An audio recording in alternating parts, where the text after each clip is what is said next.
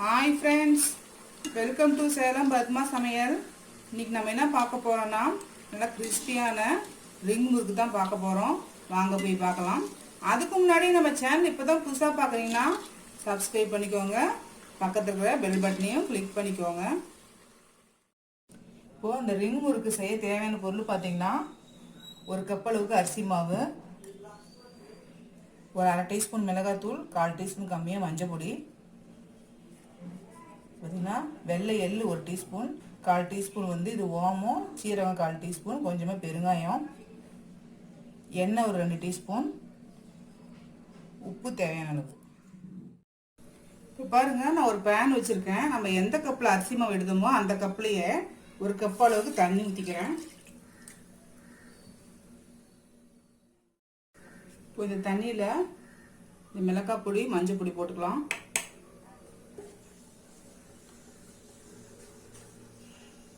உப்பு,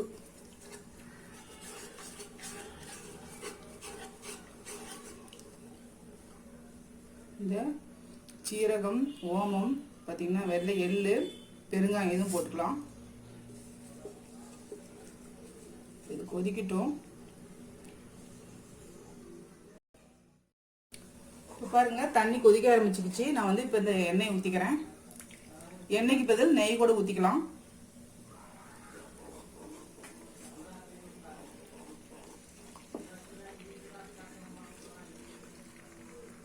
இப்போது நம்ம ஸ்டவ்வை சிம்மில் போட்டுட்டு இந்த அரிசி மாவை போட்டுக்கலாம்.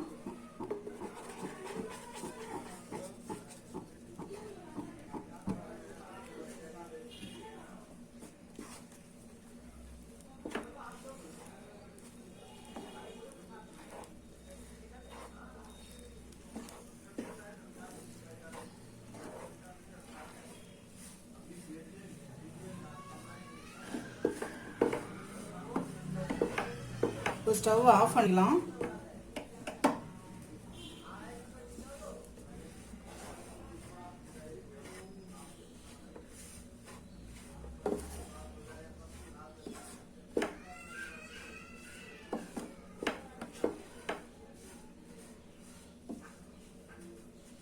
இப்போ இது கொஞ்ச நேரம் ஆறட்டும், அதுக்கப்புறம் நம்ம பிசைஞ்சிக்கலாம்.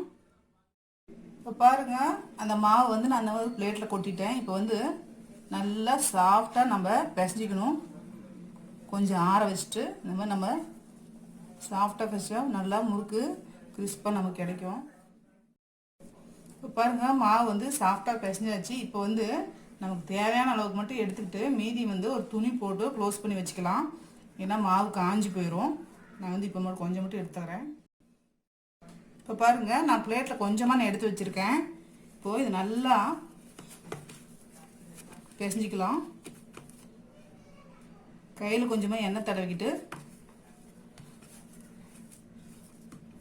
பிசைஞ்சிக்கிட்டு வேணுங்கிற அளவுக்கு எடுத்துக்கிட்டு பாருங்கள், இந்த மாதிரி பிளேட்லேயே வச்சுட்டு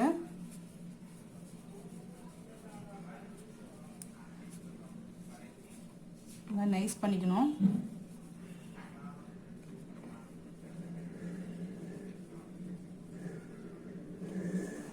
இதை அப்படியே சுற்றி விட்டு எடுத்தா ரிங் முறுக்கு ரெடி. இதே மாதிரி மீதியெல்லாம் பண்ணிக்கலாம். இப்போ பாருங்கள், நான் கடாயில் வந்து ஆயில் ஊற்றி வச்சுருக்கேன். இப்போ வந்து நம்ம வந்து செஞ்ச அந்த ரிங் முறுக்கை எடுத்து போட்டுக்கலாம்.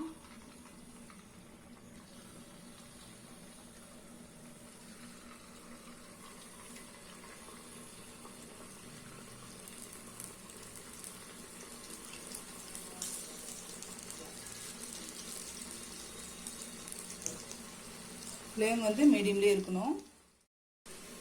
இடையில அப்படியே கிண்டி கிண்டி விட்டுக்கலாம். ஆனால் வந்து ஃப்ளேம் வந்து மீடியமாக இருக்கணும், அப்போ தான் நல்லா கிறிஸ்பாக கிடைக்கும். இப்போ பாருங்கள், வெந்துருச்சு. எடுத்துடலாம். அவ்வளோதாங்க, நம்ம கிறிஸ்பியான ரிங் முறுக்கு ரெடிங்க. இப்போ பாருங்கள், நம்ம செஞ்ச இந்த ரிங் முறுக்கு ரெடி ஆயிடுச்சு. பார்த்தீங்கன்னா அந்த பேக்கரி ஸ்டைல்லே இருக்கும். ட்ரை பண்ணி பாருங்கள். இந்த வீடியோ உங்களுக்கு பிடிச்சிருந்தாக்கா லைக் பண்ணுங்கள், ஷேர் பண்ணுங்கள், கமெண்ட் பண்ணுங்கள்.